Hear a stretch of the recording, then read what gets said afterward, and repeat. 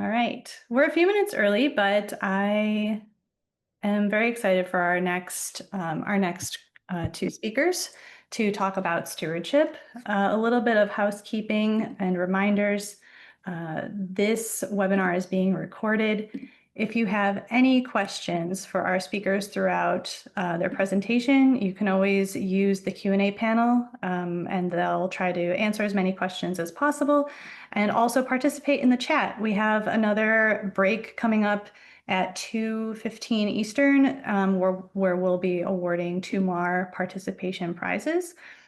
And then all of the slides and recordings will be sent to all registrants sometime next week. So keep an eye out for that as well. Here again is the summit agenda. If you'd like a heads up on the following sessions, we go until 4 p.m. Eastern today. So we're making our way through. I hope you're having a great time, and I hope you're tracking at least one next step or one thing that stands out to you from each session, so that you're able to actually implement some new strategies after the summit. And yeah, so I will say hello to Erica and Amy who have just Hi, joined Jenna. us. Hi, how are you all today? We're great. We're here from the West Coast. I'm based in Portland and Amy's in Idaho. So we Oh, just starting our day. well, good morning. Good And morning. we're really excited to have you. And let me just give a quick introduction to Erica and Amy. They are consultants at the Cause Catalyst Co. So Erica is the founder at the Cause Catalyst Co. and brings over 20 years of experience in nonprofit leadership. So she is an expert. You can trust what she says about building sustainable fundraising systems.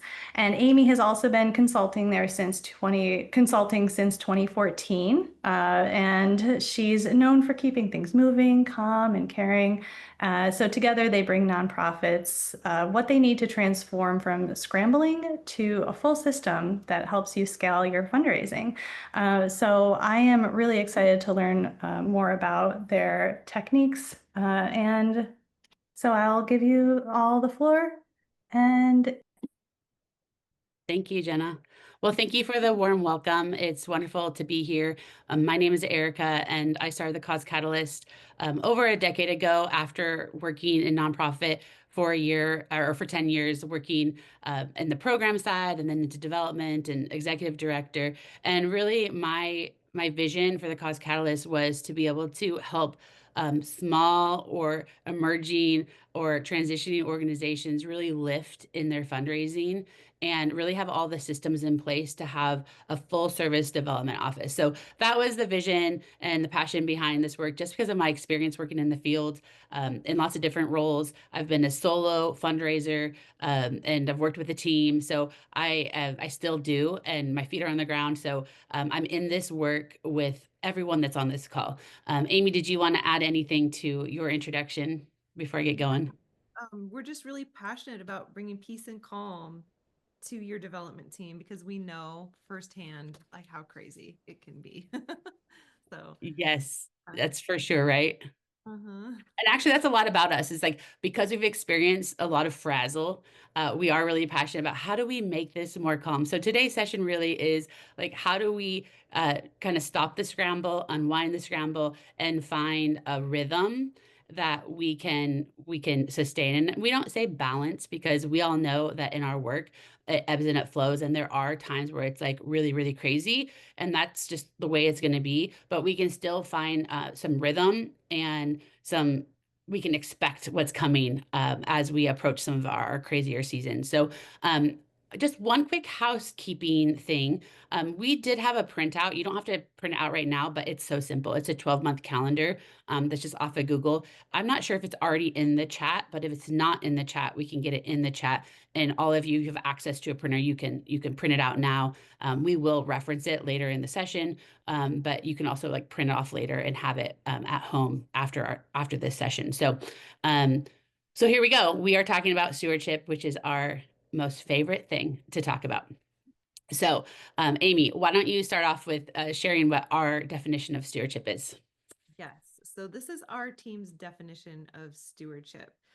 Stewardship is the intentional care of the people, resources, and trust placed in your hands.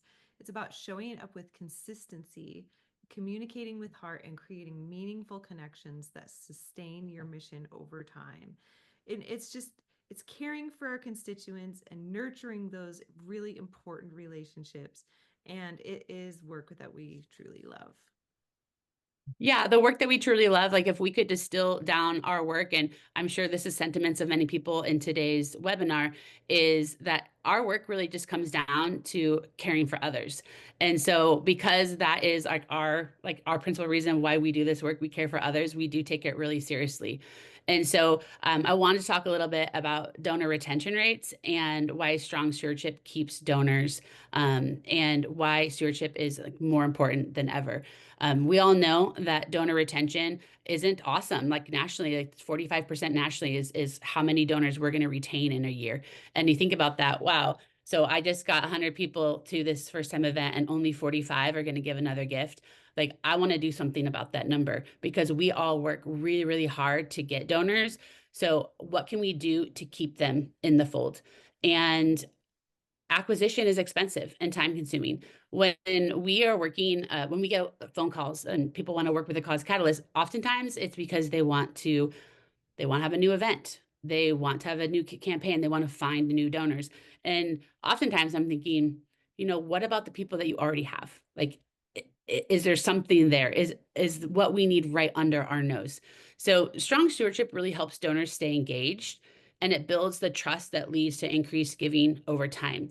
We have a phrase here at the Cause Catalyst that we want our work to win donors for life. And we believe that solid stewardship will win donors for life. And apart from that is for the causes that we represent, it really is just the right thing to do. Having good stewardship shows people that we care and that they matter.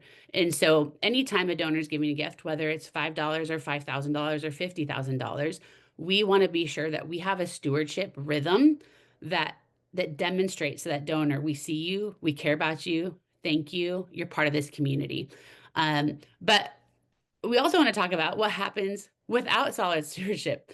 And this slide, some of you might already like relate to it just looking at some of the pictures. You might relate to it and be like, oh my gosh, yes.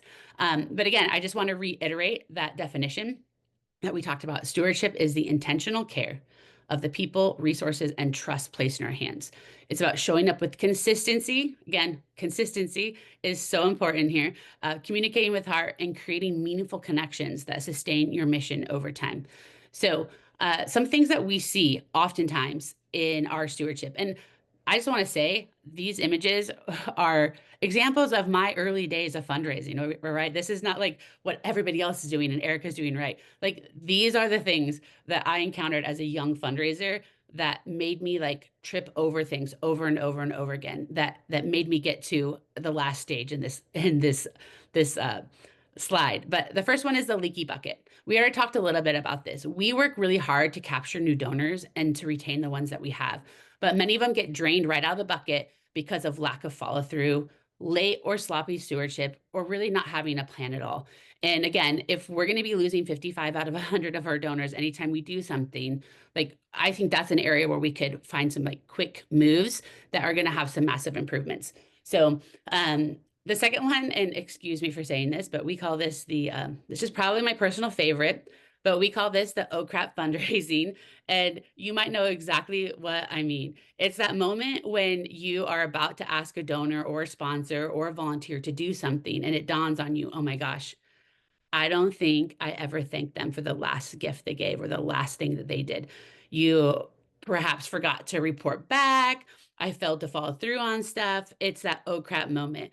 And I've been in this boat before, and shamefully and embarrassingly, I'm like, oh, because I've been there, we are talking about this. Because if we don't have a plan around how we're going to be thanking our donors, we are going to have these moments. We're going to have the leaky bucket moment. We're going to have the oh crap fundraising moment. Recently, we're working with an organization and a call was made to a donor for a large gift. And he kindly and candidly said, I would be happy to give another gift, but I need to be assured that I'm going to, get a thank you note. But at the minimum, I want to be able to get a tax letter because I'm always having to hunt it down. And this was a moment where, like those are the moments we don't want to have with our donors. But honestly, they happen more often than we think. And so, uh, we've all been there. We've all at least had one of these moments. And these are the moments that really can redefine how we're going to approach our stewardship. Moments like these aren't great for building trust. They're not great for building confidence, and they don't show donors that we care. And so this is where, like, the cause catalyst, like, this is the area that we show up big in, because we know when we do, it touches our donors in like a deep, deep way. The next one I want to talk about is the hamster wheel. Again, it doesn't need that much explanation. We are in an industry where it's like one thing after another. It's like you get the ask out, and then you get that out, and you're already starting on the next event. We have major competing priorities. There's the needs that we serve within our organizations. They're big. People need help. Humans, like pets, environment, like these are all urgent things that we are seeking to solve. And so it isn't surprising to me that we kind of have this endless cycle of go, go, go, go, go. But I also know that when we get on the wheel, like, things can fall off the wheel pretty quickly. So, and probably the last one, and this is really personal. This was like really early in my fundraising career, and I was a solo shop executive director. And I got to a point where I was just so overwhelmed and so immobilized by all the work that had to get done. And there was a huge gap of like what my heart wanted to do for donors and what like my body and my mind could keep up with. And there literally was a day, this was a period of time where my office was in the corner of my bedroom, and literally I laid in bed and pulled the covers over my head. So it's a true story. I put that image on there because sometimes if you'll get so overwhelmed because there's not a rhythm to our work. It's just we're getting fire hosed all the time, just trying to keep up to do good. It gets you to a point where you're so overwhelmed that you can't do it well. So I talk about that. If you want to hear that story a little bit more, you can go to the Fundraising Elevator podcast, and I share candidly about that experience. But I promise there's a better way. We don't have to, this doesn't have to define us. This doesn't have to be the picture of our stewardship. So I do promise there is a better way. In a time where like our finances are being pinched and our nonprofit plates are full, we have to think more strategically about how we are spending our time. We have a lot less time than we think we have. And so we have to find a way out of a scramble and find that sustainable rhythm that we can actually keep up with.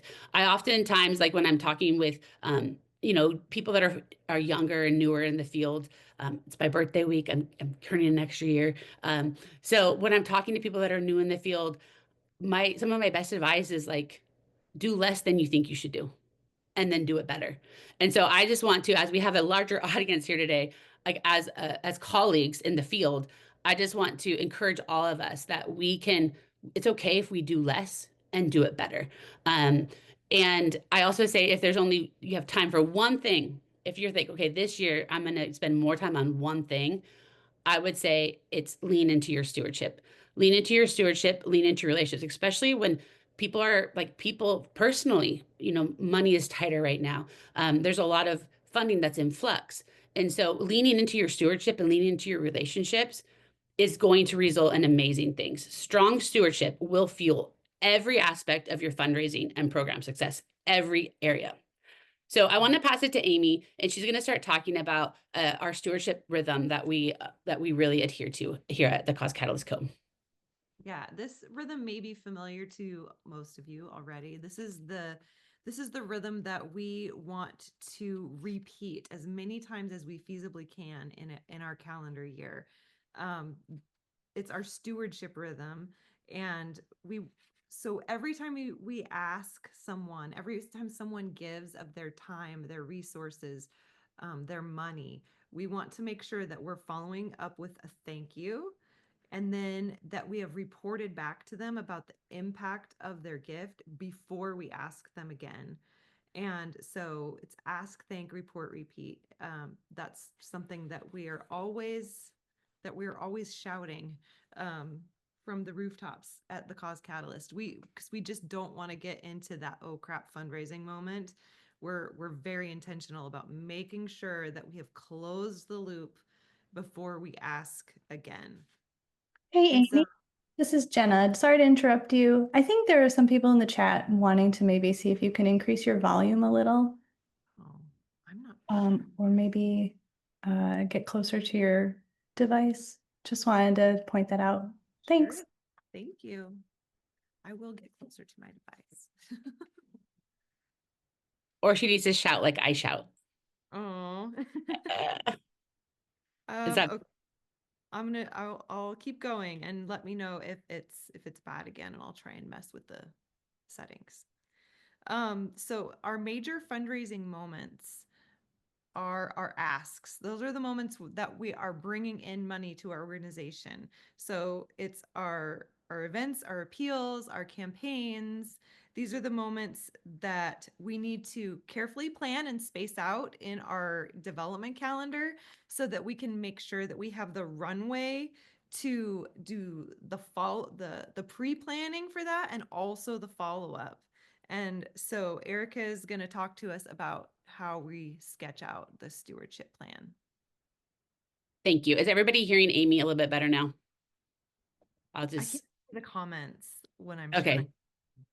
Okay, well we'll keep an eye on that, and Amie will Amie actually is a singer, so she'll get her vocal voice on here and we'll start projecting. I wasn't sure if I saw that. Did our PDF get put into the webinar with the 12-month calendar?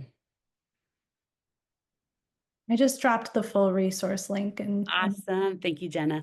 Okay, so I know that we don't all have access to our printers. I have one right here. I print it for you. But we just really wanted to start with, this is very simple. This is kind of how we work. And we want to talk a little bit about sketching out your stewardship plan. And here's the deal. Like when our donor stewardship plan is only living in our heads, in my head, and I have it scattered across sticky notes and 5 different tabs, like it's no wonder that I'm not able to do this. And these kinds of tasks keep falling to the bottom of my to-do list. Anybody else? Is it just me? Like, I actually have a stack of thank you notes right now that was like a whim that I'm like, oh, I want to do these thank you notes. And I'm eyeing them here with my eye over here. And I haven't scheduled the time for them. And so I'm just chipping away at them. But a lot of our stewardship, we have the intention, but we haven't put it on our calendar to actually get done. And so this session is about giving all of our good intentions a home. We're going to build a real stewardship calendar, the kind that brings rhythm to our year and takes the pressure off our team. We talk a lot about our team, like we have to get things on paper, known on calendars, because I know in our team, like sometimes we will like hold on to things emotionally in our heads and our hearts, like, oh, we need to call that donor. We need to do that thing. And we have just gotten in a better habit of just making sure everything is scheduled and accountable, because the things that we schedule, they do get done. And so we think this little activity does take the pressure off of our stewardship plans and gets them into motion. And most importantly, it keeps our donors and our communities feeling seen and appreciated on purpose, not happenstance, but on purpose. And it's very strategic, and that really demonstrates our care and love for our donors.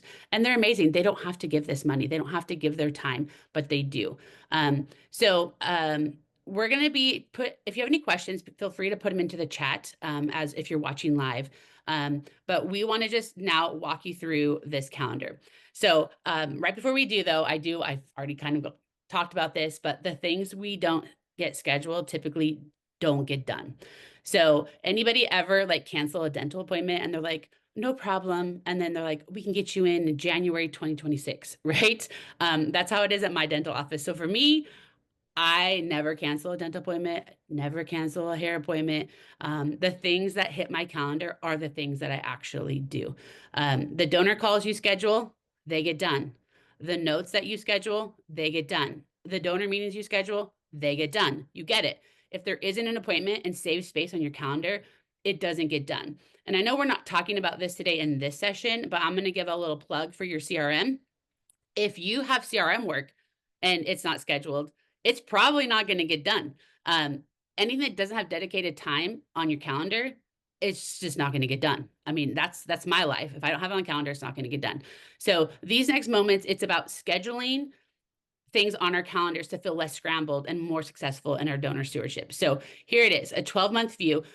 This is my favorite calendar tool, and then Amie gets to share her favorite one next. So I really want to walk you through this simple process. It literally is plugging in 12 months, or it could be more. Sometimes we spread it out to 18, but for purpose of today, it's just a 12-month calendar.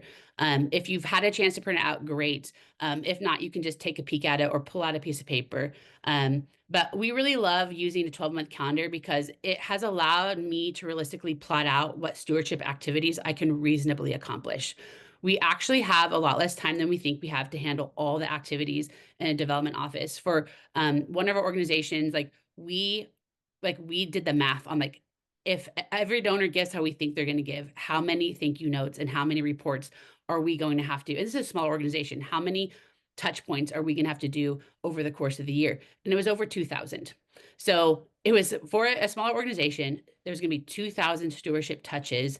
Like you can't just wing that.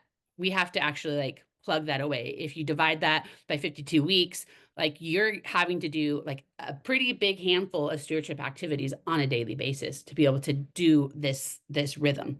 So I just throw that out there because I was like, why am I so overwhelmed? Like there's a lot to get accomplished here, but if you break down the math, you're doing a lot of touches. All of you are doing a lot of touches and a lot of stewardship touches with your donors.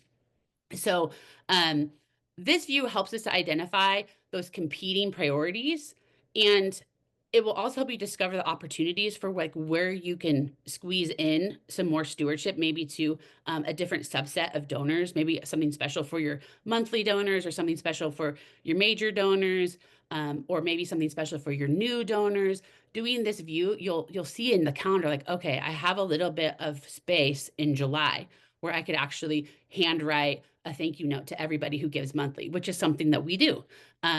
Or, around the holidays, we're able to do like a special handwritten, holiday card to our major donors. So we start to see like where are these pieces in the calendar where we have opportunities. And I'm not saying opportunities to do new initiatives necessarily. I'm talking about new opportunities to show appreciation to our donors through stewardship.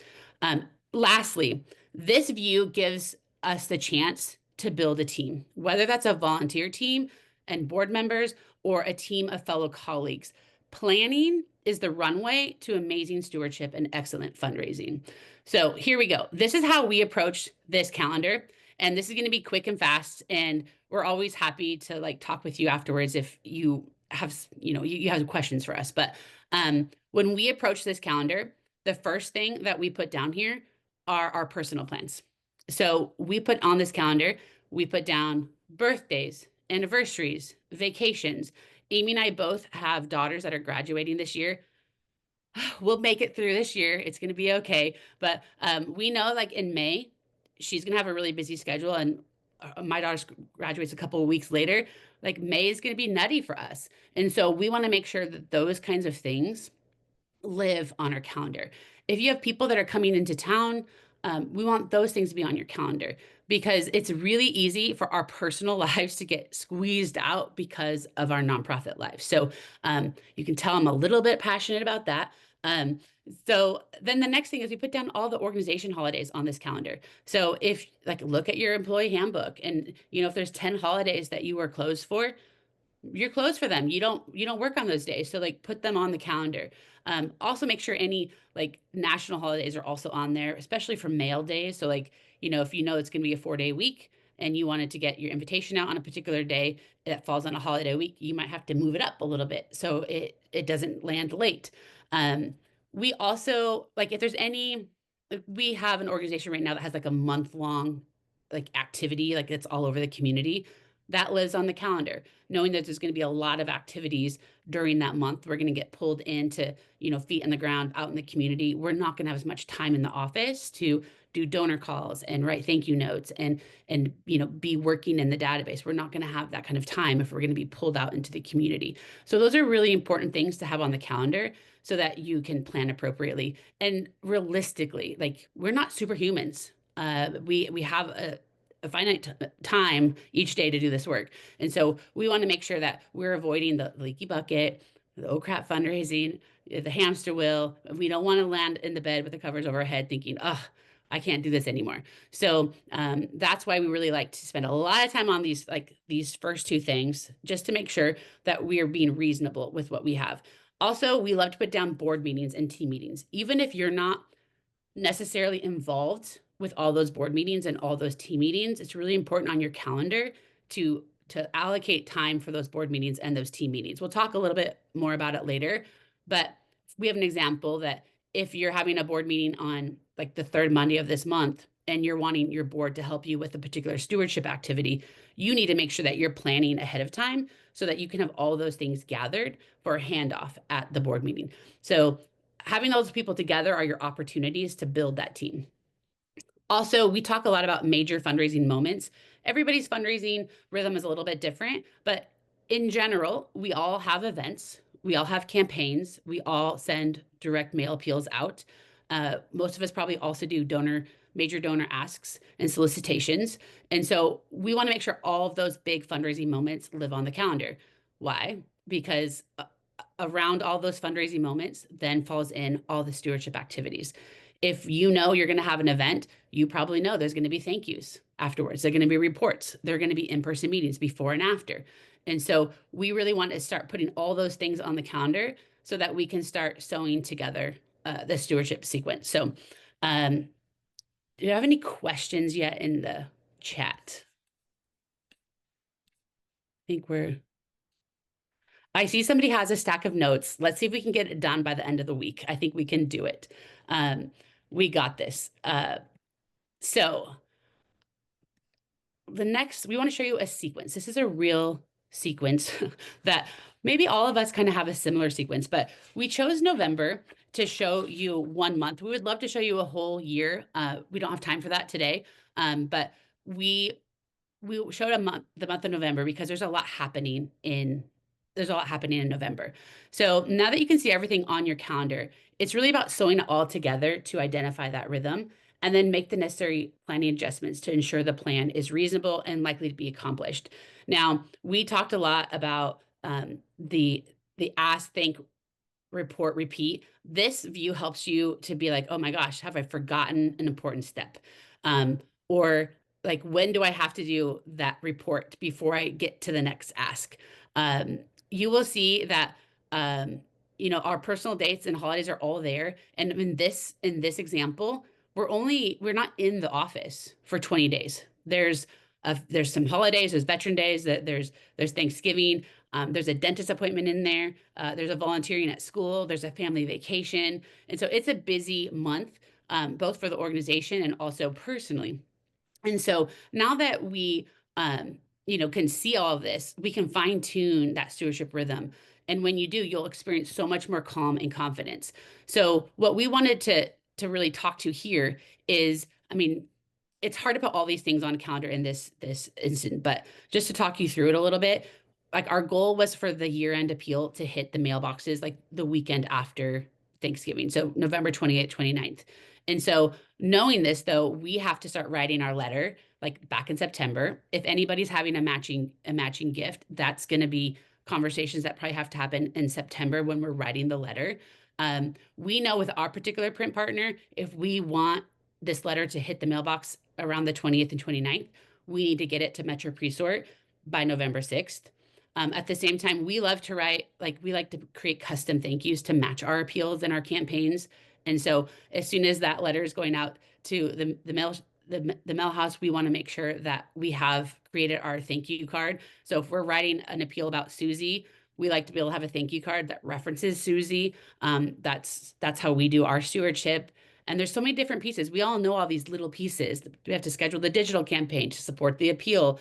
We have to update the donation page. We have to update the auto response thank you note. I talked a little bit about this already. If your board is going to be helping you with some of the thank you calls and the stewardship, we want to onboard them on the 17th at the board meeting. Like, hey, team, we're going to be sending out the campaign. We're going to ask you to help us with calls or thank you notes. We would pass that all off to the board. And that's why we want to have those kinds of of commitments on the calendar. And again, you all know these pieces, but in November, after the appeal is out, we start writing the report. We're thinking ahead, and we continue our donor thank you calls. We continue our donor thank you notes, and all of that is scheduled on this calendar. So you can kind of see how it all kind of stems together. And we can start to see like, oh, wow, we have a very busy rhythm in the month of November. So once we've orchestrated our plan and we've connected all the stanzas, we have a plan that will really carry us. Everyone's a little bit different. Amie is now going to share how we take this month by month view and turn it into a one quick snapshot of the 12-month view. Mhm. So you have this is on our resources page also. I love this view, and it's a view that's really easy to share with anybody on your team, your board. I just print it out and put it on the wall next to my computer so that I can quickly see what's coming down the pipeline. And you'll see that we kind of filled it in with some fake events and things for our nonprofit, our fake nonprofit, the Swifty Serenades, named by a team member who loves Taylor Swift. Um, so it's just a really simple overview. We've color coded it. You can change the colors however you like, but it allows us to sort of see a high level view of our major fundraising moments, which are appeals events in this example. So they're in red and black. And then to easily see where the follow-up is going to come before the runway to get these things off of the ground, and then also the follow-up. So you'll see for our blank space soiree that we're starting soiree prep in February, getting our gala committee together, starting our sponsor outreach, getting all those documents and things prepped and sent out into the world in anticipation of our September soiree. And then you'll see another example. We have the Shake It Off campaign is in April. And then we have our report to everyone who gave to that campaign in May. Or we have our Antihero Kids Camp.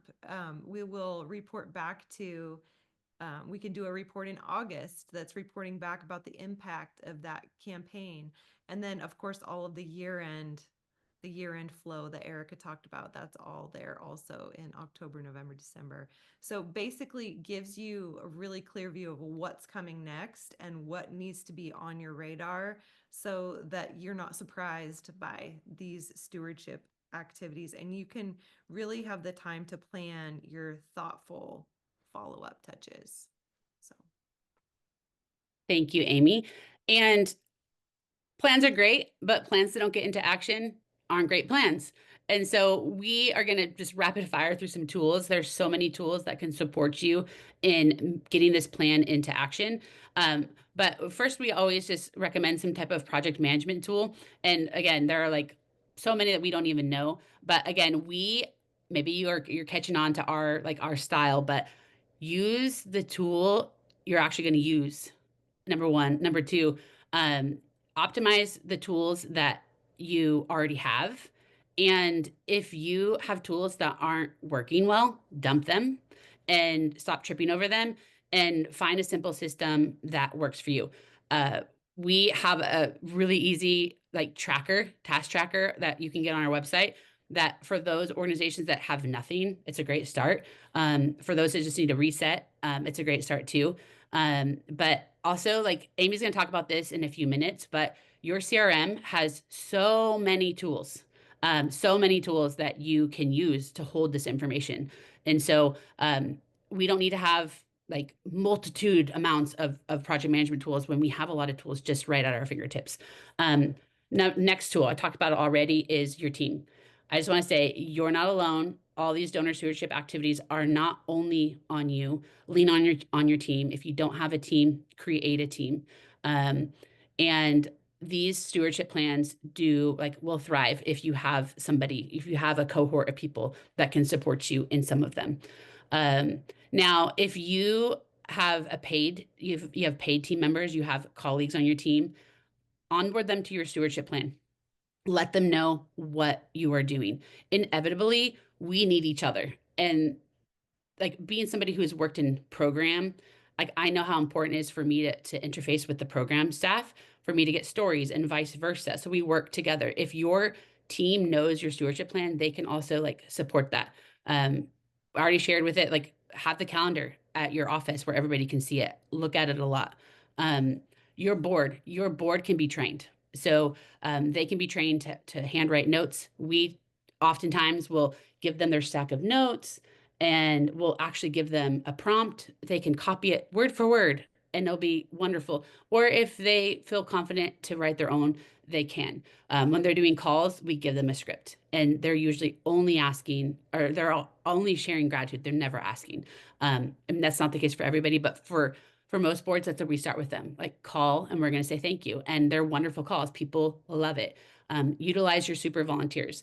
The other asset of a tool that we see as an extension of our team is our print shop. We literally view our print shop as like a team member because Metro Presort, Michael at Metro Presort, he is our go-to person, and we trust him with our donors. He cares deeply for our donors, and he ensures that our items are sent per our specifications and on time.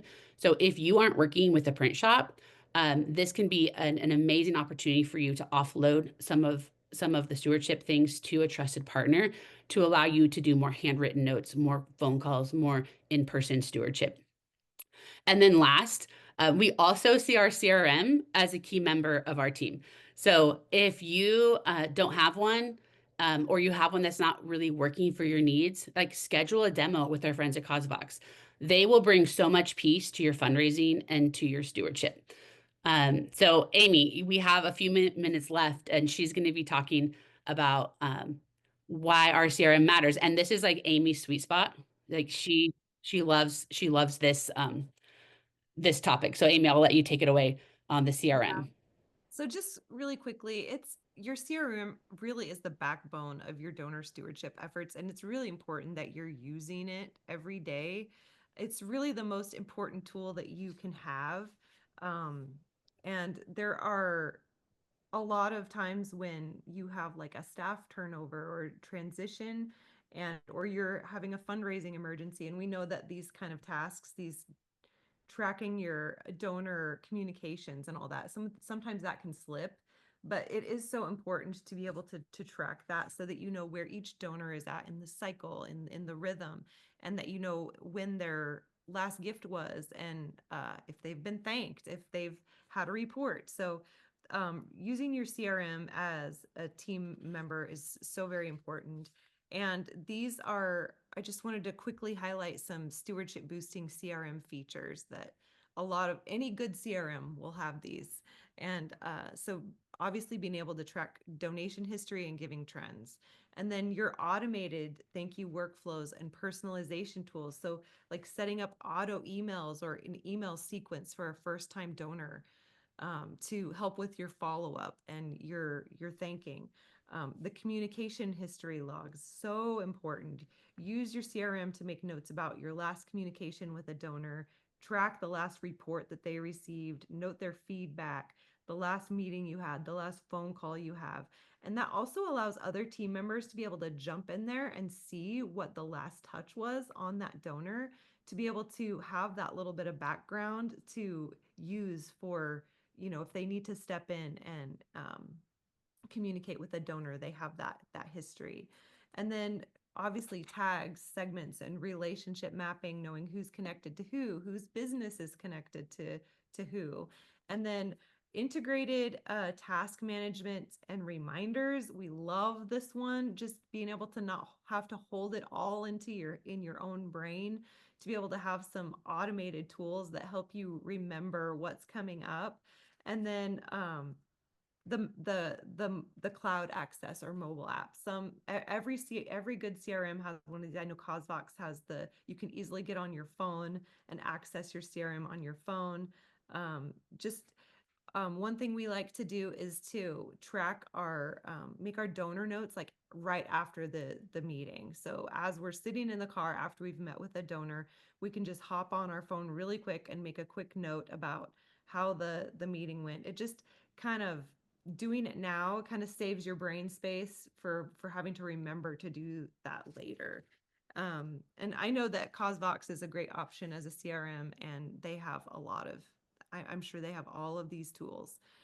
So be sure to ask questions of them, and they can give you a demo. I'm sure that would be very helpful. Show you how to use these stewardship tools in causevox.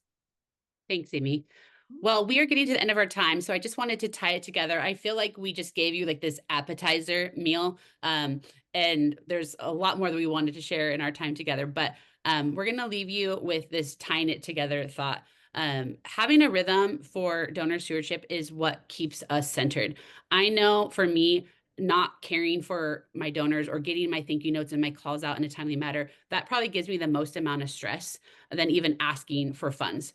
And so having this plan helps me respond thoughtfully with my heart instead of reactively with my should do's.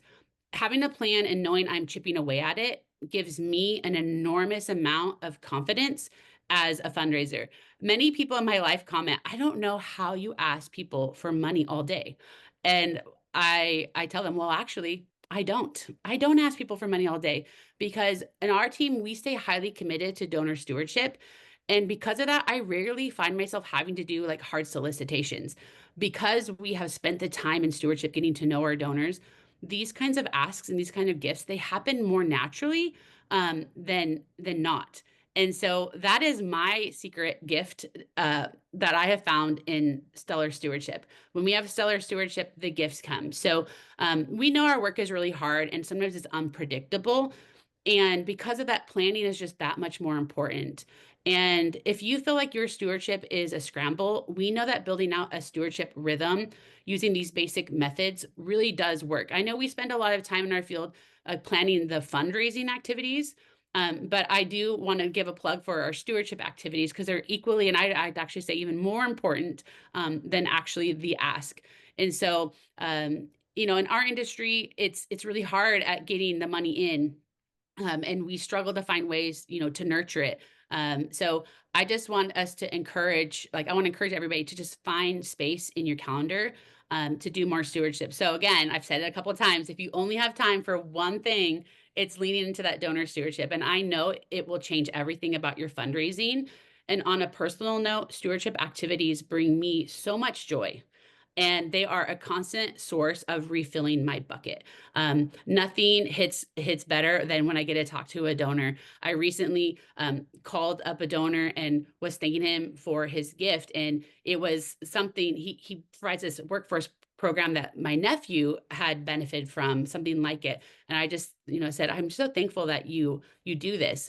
And I had never met him before, and literally within 60 days of that gift, he gave 2 more gifts, and he called me back thanking me for the message that I left him on his voicemail. So those are that's the beauty of stewardship. So I just want to say you've got this. We're all in this together and we are always here for you. And I'm just so proud of everyone who is in this work and really caring for our communities because it does. You are a light and it makes a difference in our communities. So Amy, I'll let you go ahead and wrap up and we'll see if we have any questions here too. We have one question that I have to address. Okay. Well, I was just going to throw our contact information up there and our website. That's the QR code to our resource page, which might already be in the chat. But yeah, just reach out. We've got a lot more tips that we could share with our limited time. We were kind of give you a high level overview of kind of how we start the process of mapping our stewardship rhythm. But yeah, if you ever want to get a hold of us, please reach out. Yeah. So we had a question, Amy, about donor appreciation events, which we absolutely love. And we'll just briefly answer that for you. We call them because of you events. And really the entire event is just gratitude. We usually have some kind of printed report. We have something that is, as somebody who comes and shares a story typically. And it's really because a casual, easy, low cost event where we bring donors together. And it is literally just gratitude. And to your question about anonymous, like people who want to be anonymous, like everybody, like we have donors who are like, I don't want these certain things. I don't want to come. And we would obviously like send them a note, but we probably would write like a handwritten note on top of the invitation saying, Susie, we know that you know, give anonymously, but of course we would not want to exclude you from this event. You know, please come. If you can't come, we'll be sure to send you whatever we cover at the event. And usually we have a little gift, very small gift, but we would send on that gift to that donor as well. Did you have something to add, Amie? Nope. All right. Wow, that was fantastic. Thank you, Erica and Amie, for your fresh insights and for helping us to make donor stewardship a lot calmer. And I did drop in the resource link as well as some LinkedIn links in case people want to connect with you. And I do just want to point out, just to piggyback off of what Erica and Amie said about the CRM being the backbone of your fundraising stewardship.